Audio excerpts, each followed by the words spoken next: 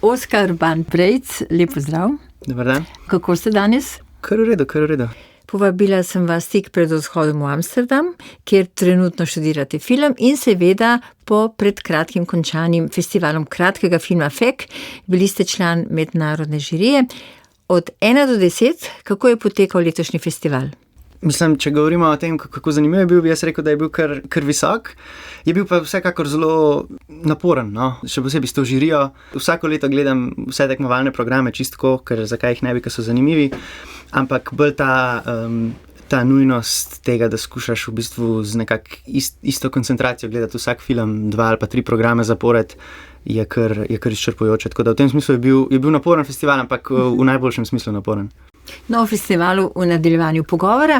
Povabila sem vas v naš radijski studio, lahko bi se kje drugje srečala, zato ker tudi vi ste del Radio Študent in tam sooblikujete oddajo Temna zvezda o filmu in skritih straneh vesolja. Ampak me zanima, zakaj radio? Ja, ko sem začel s prvo stopnjo faksa tukaj v Ljubljani, sem od več ljudi slišal, tipa bi moral nujno iti na radio. Čistko ljudje, ki so bili v bistvu bivši RŠ-ovci, ki sem se pogovarjal z njimi, so mi nekako vedno omenjali, kakor da so oni imeli neko skupnost ljudi s podobnimi interesi tam in da bi bilo zanimivo zame, da to sprobam in pa sem res to naredil. Sem blazno srečen. No, jaz sem na začetku itak to naredil res zaradi te ideje neke skupnosti, s katere se lahko učiš, ki te pohvalim, pa ki ti lahko tudi kritično, nekako resno pove neke reči, kako bi bilo boljš drugače, kako bi se dal neke stvari speljati, napisati. To je bil nek začetek, ampak kar je pa na koncu iz tega nastalo, je pa, da sem se naučil nekega specifičnega načina pisanja ali pa pristopa k filmu, pa včasih tudi drugim stvarem, ki je pač ta radijski pristop, ne? V smislu, čistko, kakšen stavek je najlažje prebrati, kako odstavki pač ne smejo biti daljši kot recimo ena stran, zaradi tega, da lahko špiker normalno lista, neke take disciplina pisanja pravzaprav se mi zdi, da sem se naučil in pa seveda ki je drugačna seveda od one druge, ne? Ki je totalno drugačna, kot ti pišeš, ne? Kjer se lahko v bistvu vračaš v tekstu, da še enkrat prebereš. Tako da v tem smislu, je bil radio zelo pomemben in v tem smislu čistko za moje pisanje, zato da sem se učil tega. Po drugi strani pa pač to, kar sem pa itak najbolj pričakoval, točno ta skupnost ljudi, od katere sem se blazno naučil, se mi zdi. Zdaj, zakaj naslov Temna zvezda? To ni naslov, ki bi ga mi dali. To je v bistvu oddaja, ki se že nekaj generacij prenaša iz ene v drugo. Pravzaprav mislim, da je oddaja dobila ime po enem filmu od John Carpenterja iz 70-ih, ki mu je naslov Dark Star in iz katerega tudi pridejo ta začetni jingle. Ampak se mi zdi izjemno posrečen naslov zaradi tega, ker zvezde so svetloba, ne? In v tem smislu se mi zdi, da so, ravno zdaj sem pisal en tekst za ekran, v katerem se ukvarjam z nekimi najbolj osnovnimi vidiki filma, se pravi svetlobo in platnom, in v tem smislu so mi nebesni pojavi blazno zanimivi, zato ker po eni strani se mi zdi, da so zvezde in pač sonce recimo v našem primeru neke vrste primarni kino, tudi tako v smislu neke relacije sonce-luna, luna kot nekaj, kar v bistvu odbija sončno svetlobo, sonce kot neka neskončno živahna luč, v katero ne moreš nikoli neposredno pogledati. Zelo zanimive so mi nasplošno te različni načini, kako se svetloba pojavlja v filmu in zdi se mi pač nek osnoven gradnik, s katerim se tudi zelo veliko eksperimentalnih filmarjev ukvarja in zaradi tega se mi zdi zelo posrečen naslov, čeprav tle po moje jaz bolj bluzim svoje in ne vem, če je to zares imelo kaj vpliva, ko so najdeli ta naslov, ampak se mi zdi zelo posrečen tudi v tem smislu. No, meni se je zdela vedno fascinantna svetloba, ki prodira skozi barvna okna raznih cerkva in ta odsev na notranjosti cerkve, to se mi je zdelo tak res najbolj eksperimentalni film. Absolutno se strinjam in mislim, jaz sem se zdaj recimo ukvarjal s filmi tega skrivnostnega slovenskega kolektiva OM Produkcija, kjer je ogromno tega. Se mi zdi, da je prav raziskovanje raznih prizem, vitražev, vseh načinov, kako se pač da manipulirati luč. In to je tudi v bistvu nekako v centru mojega interesa za film, ta neka osnovna prisotnost svetlobe in kako se jo da modulirati skozi kamero, montažo in vse te druge procese, je nekako osnovna točka mojega zanimanja za film, no. V soredaktorstvu oddaje Temna zvezda sem poslušala pogovor z Matežem Jermanom in Jurijem Edenom, kaj je bilo avantgardnega v slovenskem filmu in pa res sem kar dvakrat šla poslušati, ker ste imeli zanimive sogovornike v Davidu Lynchu, ne. Kako izbirate vsebine? Kako se odločate? Dobro, David Lynch je takrat premrl. Kaj pa ostalo? Ja, Do neke mere nočemo v celoti splanirati na začetku sezone, zaradi tega, ker se nam zdi, da je dobro, da imamo vsaj do neke mere odprte te možnosti, ko, ne vem, kinoteka povabi neke goste, pa se pojavi priložnost narediti intervju z njimi, ali pa glede na to, kaj bojo fokusi kakšnih festivalov spet za intervjuje, za pogovore. Dobro, da ni preveč planirano, medtem ko po drugi strani pa skušamo, ko ni festivalov ali pa ko ni nekaj specifično aktualnega, se mi zdi, so nekako vezani ali na nekako osebni interes nas treh redaktorjev. Po drugi strani smo pa zdaj v zadnjem času poskušali vedno bolj tudi uvesti, da bi bile bolj tematsko orientirane sezone, ampak da imamo vseeno tako, se mi zdi, da dosti različne interese ali pa vizije znotraj pač redaktorske ekipe je včasih zafrknjeno dejansko najti pač neko to tematsko linijo. Tako da zaenkrat je bolj vezano na to, kaj nas zanima, kaj nas v nekem trenutku se nam zdi pomembno. No. Če je v redu ali ne, to naj poslušalstvo odloča, ampak mi nekako skušamo čim bolj nekako krmariti med aktualnostjo pa med nekimi bolj teoretskimi pa kritiškimi prispevki, ki niso nujno vedno vezani na nekaj, kar se v tistem momentu dogaja. No in tudi vdaje so nekako, bi rekla, zelo filmsko in sodobno radijsko oblikovane. Naprimer, prav pri Davidu Lynchu imate ta njegov govor, kolo med smrtjo in rojstvom, potem vsa ta glasba.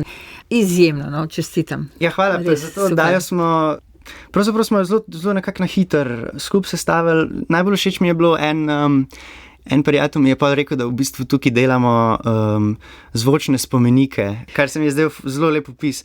To je definitivno en ta primer nekega privilegija, ki ti ga radio da, da je pač to bil mogoče mal nek specifičen in memoriam, za kar sem tudi zelo vesel. Ja, pa hvala. Za ta začetek najnega pogovora, ker se pač prvič srečujeva tukaj na radiju, bi rada povedala tudi to, da ste študirali filozofijo. V svoji diplomski nalogi raziskujete, kaj je kliše. Zelo zanimivo raziskovanje, zgodovinsko, tehnološko, od definicije klišeja. Se mi zdi, da imate velik razpon znanja in predvsem zanimanja. In seveda to se vam tudi pozna pri vašem pisanju, izjemno, torej za revijo, 2 revije Kino in Ekran. Kino Ekran, ja. V eni od edicij revije Kino ste se pogovarjali tudi o filmu in ekologiji. To je urednica zbrala, sami predlagate? Zahvaljujem se tle zardevam. Za ekologijo je seveda bila tematska številka, ki jo je urednica, mogoče tudi uredniški zbor nekako se strinjal s to temo. Ta tekst v tej ekologiji se mi nekako še naprej se me drži, bi rekel, v zadnjem času, zaradi tega, ker se mi zdi, da sem ravno v tistem tekstu začel odkrivati neke reči, ki se mi zdi, da zdaj, ko več raziskujem, ne nujno v specifično smer filma in ekologije, se mi vedno bolj odpirajo. Predvsem sem se ukvarjal s tem filmom De Humani Corporis Fabrica, kjer gre za to, da je dokumentarni film posnet s temi kamerami, ki so uporabljene pri operacijah, zato da kirurgi v bistvu vidijo, kaj delajo. Ta film me je fasciniral, ker je nek blazen paradoks se zgodi, kamera v bistvu prodre nekam, kjer nobeno oko ni nikoli živo videlo tega dela, Se pravi, nek ta paradoks, da če se je telo odprlo do te mere, je najpogosteje bi vedno bilo mrtvo telo, zdaj pa v bistvu kamera vidi neke dele, ki nekako tudi evolucijsko gledano se niso razvili s tem, da bi nekako anticipirali vid. In spet se mi zdi, da se tukaj odpira nek osnovni problem filma zame, pač to ustvarjanje vida, kaj vse lahko filmski pogled proizvede. In tukaj se mi zdi, da se mi je tle odprl nek ta moment. Pa sem tudi našel enega zelo zanimivega teoretika oziroma sociologa, ne vem točno, Davorja Loefflerja, ki ima nek genijalen stavek v enem predavanju, ko reče, da se je pravzaprav svet spremenil, ko je prvič vzniknilo oko na tem svetu. Ker gre za to, da se vse oblikuje s tem, da anticipira vid. In tudi pol sem bral recimo neki bolj biologe pa razne ljudi, ki se ukvarjajo z evolucijo, recimo čisto pomen očesa za razvoj relacije med predatorjem in plenom. Se pravi, tako nekako oko, ker naenkrat vznikne evolucijski pritisk, da v bistvu vidiš ali pa da nisi viden, se pravi potem mimikrija, skrivanje. Vse to se mi zdi v bistvu neka, mislim, nasplošno razmišljanje o filmu mi je najbolj zanimivo takrat, kadar razmišljam o tem kot o nekem spektru teh primerov, ne pa da pač imamo film, imamo zgodbo. Ja, imamo pripoved, imamo postavljen frame, ki je v fokusu, in zdi se mi, da je pač vse rata zelo hitro, zelo zanimivo, če pač pustimo, da se zgodi ta pač spekter vidnega, ki pač sploh ni vezan samo na zgodbo in na kamero v fokusu, ampak še na pač vse te druge možne modulacije svetlobe in pogleda, In tako nadaljujem seveda z drugo tematsko številko, ki je bila film in arhitektura, ne, kar je neskončen preplet vseh filmov in seveda umetnosti. In tukaj ste imeli predavanje Hopper in film. Ne. Zdi se mi, da so neka razmišljanja tam mal divja. V smislu, da zdaj, ko razmišljam za nazaj, se mi zdi, da so tako neke norije mi hodile po glavi. Mogoče je to tudi neka prednost akademskega študija filmske teorije v zadnjem času, ko sem imel to šanso pač to študirati. Mogoče so bile neke sopostavitve malo nore v tistem tekstu, da včasih, mislim, da mi v zadnjem času mi dosti pomaga tudi malo ta akademska strogost, kaj se sme teoretsko narediti, pa česa ne. Tako da se mi zdi, da je tisti tekst je mogoče zanimiv, je pa vsekakor... Je to del študija v Amsterdamu? Malo divji. Ja, seveda, ja. Zdaj, če grem naprej, predlani ste prejeli nagrado Nike Bohinc za teoretski tekst. Isto nagrado prejmete tudi za vašo filmsko kritiko. Potem nekje berem, da ste se udeležili delavnice Fipresci v Varšavi, ne? In zdaj s to filmsko kritiko pa sem brala ali poslušala v kakšnem intervjuju, ste pa začeli že zelo zgodaj na koncu osemletke, ne? Oziroma ste prvi tekst napisali za revijo Ekran, to je bilo o video, ne? Ja, to je pa res. Najbrž je bilo širše, ne? Neko dogajanje, ne samo nek video. Ja, seveda, ja. Jaz sem pač začel Ekran brati par let prej, pa tudi revijo kino zatem. V tistem času se mi zdi, da je bilo predvsem tako nekako po neki sreči mi je pod roke prišla, mislim, da sem takrat prebral to Kapitalistični realizem, knjigo od Marka Fisherja, ki mi je nekako taka uvodna knjiga, zelo dobra se mi zdi za nekoga, ki pač, če še nisi v tem ful. In mi je, ne vem, zdi se mi, kot da mi je tisto dalo neko, ne vem, kaj bi rekel, željo do analize nekih reči, ker naenkrat se mi je začelo, zdaj se mi je kakor, da pač mi je ta knjiga odprla neke poglede na neke vizualne ali pa pač politične, ekonomske sinergije, ki sem jih v tistem primeru pač prepoznal v tem videospotu od Beyoncé. Po drugi strani pa sem pač takrat bral Ekran, je bila ena rubrika, ko sem razmišljal, se mi je zelo, pa si to totalno bi pasal v točno to rubriko. No? Pa sem takrat poslal ta tekst in se mi zdi, da je na spletni strani od Ekrana bil celo nek zavihek v smislu, lahko nam pošljete svoje tekste, tako da sem fal sem takrat to poslal. Ja. Ampak eno je, kot ste tudi nekje razlagali že, da je pisanje kritike po lastnem izboru, nekaj pa je, da bi zdaj poročali o FEK festivalu ali pa katerem koli drugem. To je en tak drug nabor misli, načina pisanja, načina izražanja, tistega pristopa, ne? Ja. Pri tem zelo uživate. Ja, seveda. Se pa se mi zdi, da v zadnjem času vedno bolj, no ali pa mogoče tako rečem, zelo zanimivo mi je bilo na eni delavnici filmske kritike, je imela ena ta mentorca, nam je rekla, da se ji zdi, da mora v bistvu vsak kritik ali pa pač vsakdo, ki piše o filmu, najti svojo idealno dolžino, da je pač kukor, da imaš neko število besed, ki je skorda pač nekako idealno glede na način, kako razmišljaš, kako gledaš. Vse to je verjetno pač neka posplošitev, ampak meni je bila všeč ta misel, da pač moraš v bistvu pogruntati, kaj je neka ta dolžina, ki ti je pač blizu. In se mi zdi, da tudi samo v zadnjem času se vedno bolj premikam od nekih krajših tekstov k daljšim, kar pač spet se mi zdi nek ta akademski moment.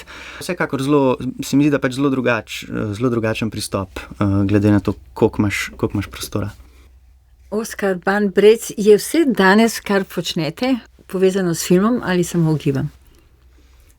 Rekel bi, da je še, mogoče je na nek način se reče. Na nek način je vsekakor povezano s filmom. Mislim, sam sem tudi ugotavljam velikrat, da rabim podobe mogoče na nek način. Tudi kadar pišemo o najbolj konceptualnih filmih, se mi zdi, da še vedno morajo biti filmi nekako. Čistko pomaga mi, rad imam podobe. Ja, teorija mi je tudi pač zelo blizu, sodobna mešanica filozofije in drugih teoretskih pristopov. Ja, v tem smislu se mi zdi, da se nekako navezuje na film na koncu koncev. Vse me pa pač zanimajo reči. Glede na to genezo, jaz poznam vašo familijo, ne, Tomaža Brecca, Tajo Vidmar in seveda vašega očeta in mamo. Tukaj je tudi seveda galerija Ekvurna, Tomaž Brecca je eden najbolj vidnih in največjih likovnih teoretikov, etc. Gotovo ste bili že v rani mladosti seznanjeni z umetnostjo, te podobe, ki jih zdaj pravkar omenjate, so vam nekako bile že od nekdaj dobesedno podane in so vam znane, ne? In to je tudi nek tak del vaše zavesti in tega, kar se je popeljalo k filmu. Ja, zagotovo so. Meni je, kako bi rekel, Neverjetno lepo je pač imeti te knjige z vsemi podobami not, no. Zelo mi manjka včasih, če nimam nekih knjig, kjer bi lahko sam pač prelistoval pa gledal. To se mi zdi, da se spet nekako navezuje na to luč pa podobe. Nekaj zelo fascinantnega se mi zdi na tem, da sploh pač gleda, da ne vem, gremo v muzej ali pa da gremo Da gledamo, ne? Da gledamo, ja. Kaj je pravzaprav ta fascinacija. Ta neka neumorna želja, da v bistvu napolniš svoj vid, ker na nek način nima nobenih, kako bi rekel, navzven jasno opaznih ali pa nemudoma vidnih posledic, to, da ti vidiš neke reči, se mi zdi. In vedno fascinira me neka ta, zakaj gledamo pravzaprav, no? In se mi zdi, da pač je to tudi neko vprašanje, ki me pol pripelje bolj nekako do eksperimentalnega filma v zadnjem času, ker se mi zdi, da je včasih v eksperimentalnem filmu to nekako bolj neposredno razdeljeno ali pa bolj neposredno vprašanje, kot pa v narativnem, no. Torej vas zanima, na primer, Greenaway? Greenaway ali pa še bolj bi rekel mogoče neka ta prav hardcore eksperimentala v smislu, ne vem, ameriški underground 60-ih, kjer se mi zdi, da so pač neki najbolj elementarni gradniki filma. Ampak ja, valjda se mi zdi, da gre pol to itak čez celo zgodovino filma, neka ta linija alternativnih pristopov, od, ne vem, že Eisensteina pa pol do Greenawaya pa do pač nekih sodobnih avtorjev pa avtoric. Tako da, ja, se mi zdi, da je v bistvu ta neka razširjeno razumevanje, kaj je eksperimentalni film, je tle zelo uporabno, no, neka alternativna zgodovina. No, ampak te podobe, na primer, ta komunikacija, ne, z oči v oči, te podobe ali karkoli, to je tudi neke vrste lahko tudi res medsebojna komunikacija, ne? Seveda. Mislim, čisto kot ta materialen, v zadnjem času me to nekako dosti zanima, ta materialen učink svetlobe v filmu. Dober primer mi je vedno, če si v kinu, pa gledaš črn ekran in je potem res, in je bel, in je bela podoba, ne. Kar se zgodi, je, da v bistvu naše zenice so se razširile, ker pač je bil ekran črn in je bilo premalo svetlobe in v trenutku, ko je res v belo, so nek najbolj osnoven, pravzaprav najbolj elementarna filmska poteza, res iz črnega v belo in naše zenice v bistvu hitijo hitro, da se skrčijo, da se zaprejo, da nekako so spet v sorazmerju s količino svetlobe v prostoru. To se mi zdi nek tak čudovit opis tega, kaj nam film dela. Podobe, ki so pač na videz res nekaj, kar je, ne, česar se v bistvu ne dotikamo, kar je na naši distanci, ampak obenem se mi zdi, da pač je nek ta tudi totalno fizičen moment tega, ki me zelo zanima in zaradi tega tudi pravim recimo ameriški underground film v 60-ih, ker tam je recimo ta flicker efekt, to utripanje med črno in belo, nekako priveden do tega, da pač v bistvu gledaš in kot nek stroboskop utripa to in pa začneš videti vse možne barve, oblike, tako da v tem smislu ja, nek ta tako fizična potreba, da pač imaš neke afekcije od česa pravzaprav, ne. No, in če greva zdaj nazaj k festivalu FEK, imeli ste 3 zanimive sklope retrospektive kratkih filmov Davida Lyncha in posebno omizje Nadrealizem od Davida Lyncha do Momoko Seto, ki je pa tudi ena taka zelo zanimiva japonska avtorica. Poznam njen film Regratova Odisejada in ona je ta, ki snema te eksperimentalne filme. Ta ta film je enkraten. Super, jaz tega še nisem videl, blazno se veselim. Vse to, kar mi zdaj pripovedujete, nehote tudi razmišljam dobesedno o tem filmu. Definitivno grejo v točno to linijo, ki sem jo nekako prej skušal malo razdelati. Predvsem zato, da ona v bistvu dela timelapse, se pravi pač časovni, kjer recimo Ja, tako pač, da v bistvu fotografira čist iste posnetke čez čas. In kar se zgodi skozi ta timelapse, je to, da v bistvu vedno vidimo nek proces, recimo taljenje ledu, pa nek genijalen posnetek je, kjer neka vrsta cvetač zgnije od tega, da so v bistvu idealne, do tega, da so pravzaprav sam nekakšna rjava rozga tam. Kar mi je bilo blazno fascinantno na tem, da sem v enem momentu, ko sem gledal te filme, sem pomislil, da pravzaprav gre za animacijo, ki je v svetu samem. Jaz sem najprej, ko sem gledal filme, mislil, da gre za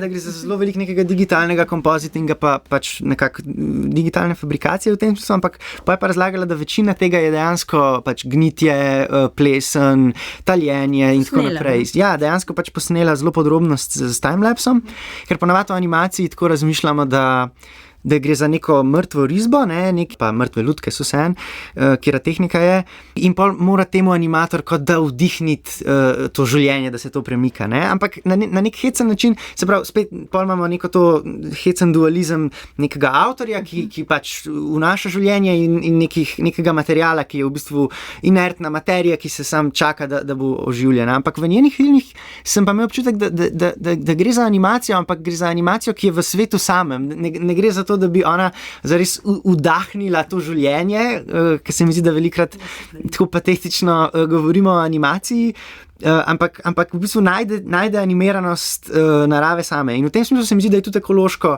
zelo zanimiva avtorica, ker pač se mi zdi, da malo destabilizira te meje, človek aktiven, subjekt, pa narava, cel ta diskurs narava kot nekaj čudovitega se mi zdi, da zelo reificira pa naredi nekako statično. Tako da v tem smislu se mi zdi, da je zelo ekološko zanimiva.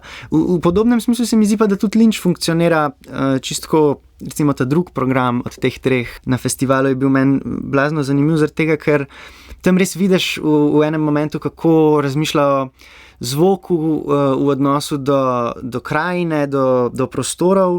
Te filmi res v določenih trenutkih pokažejo neke najbolj osnovne delce Lynčevega interesa, bi rekel. Neke stvari, ki zanj sem razmišljal o njih tako, kot da neka slika, kjer vidiš figuro, ampak pol če greš dosti blizu na neki točki, vidiš totalno abstraktno sliko v njej. Tako sem dojemal tudi te Lynčeve kratke filme, kot neko še bolj zgoščen eksperimentalen del. No in skratka, eden od filmov Industrial Soundscape je naslov, ima ravno ta moment, da v bistvu zvok preveva nekak cel prostor, ritmi zvoka se reproducirajo v prostoru, ampak tako od te železne palce, ki buta v ritmu do groma na nebu. Se pravi, spet pri Lynchu se mi zdi, da je tudi nek ta moment, ko v bistvu neki dogodki, pa neki procesi se dogajajo na neki ravni, ki ni čist nekako v skladu s človeško subjektivnostjo, kjer v bistvu nekako zgubljamo svojo domnevno avtonomijo.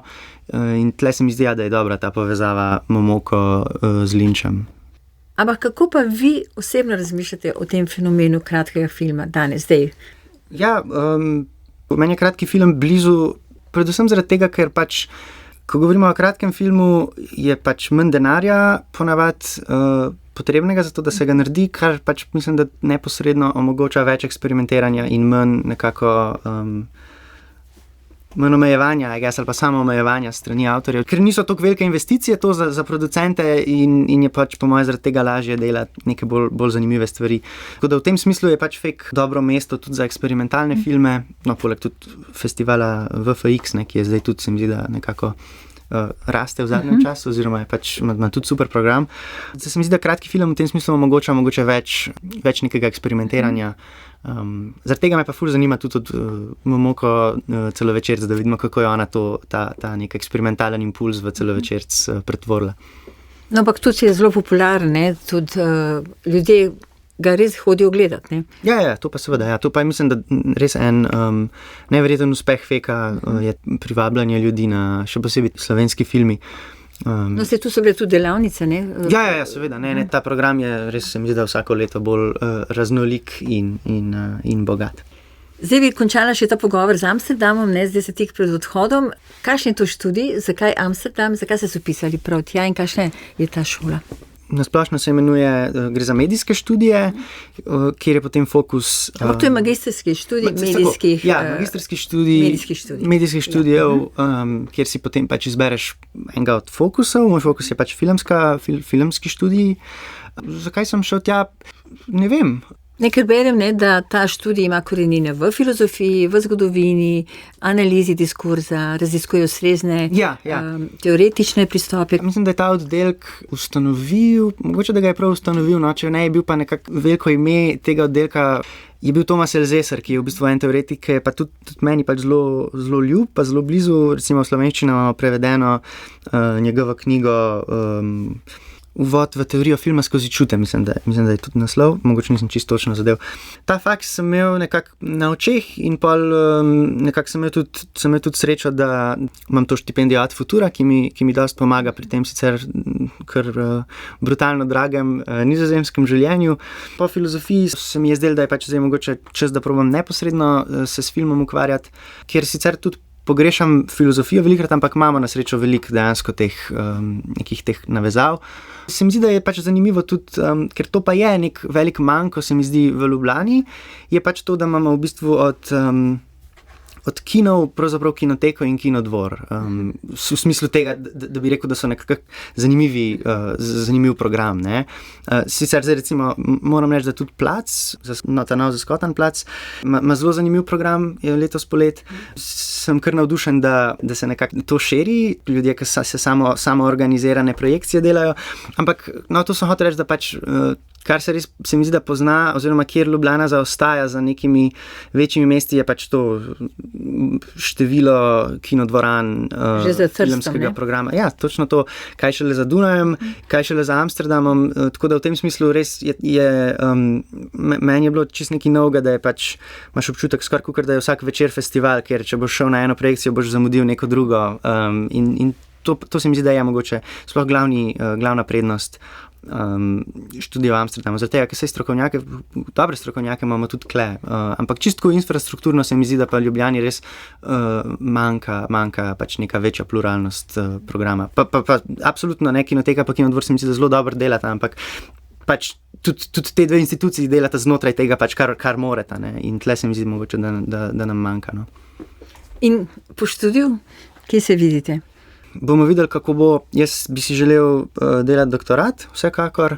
Bomo pa videli, kako je. Mislim, tudi trenutno nekako globalno situacijo, kjer pač je nekako močnejši kot kdajkoli prej, oziroma kot že dolgo ne, ta impuls v vlaganje velikega bogatstva v vojsko in tako naprej, skoraj da podvomaš, kako bo z doktorskimi, oziroma nasplošno z nekako z akademskimi šansami. Vsekakor bi si želel delati doktorat, pa bomo videli, kako bo. Oskar Ban-Brejc, hvala, da ste bili moji gosti v oddaji Protetus PTD in želim vam vse res najbolje. Hvala.